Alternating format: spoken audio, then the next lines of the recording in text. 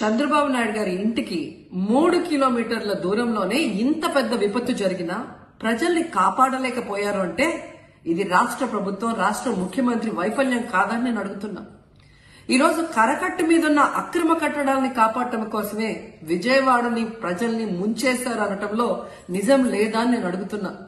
గంట ముందు ప్రజలకు చెప్పినా వాళ్ళు ముంపు బారిన పడేవారు కాదు.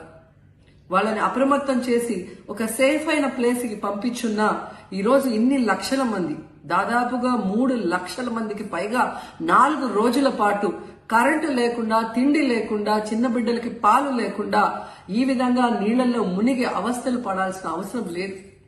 దురదృష్టం ఏంటంటే ఈ రాష్ట్ర ముఖ్యమంత్రి నుంచి మంత్రుల వరకు ఎప్పుడు ఫ్రైడే వస్తుందా, ఎప్పుడు హైదరాబాద్కి వెళ్దామా, లేదా ఎప్పుడు విహారయాత్రలకు వెళ్దామా అని ప్లాన్ చేసుకోవడంలోనే చిత్తశుద్ధిగా ఉన్నారనేది ఈ 5 రోజులు మీరు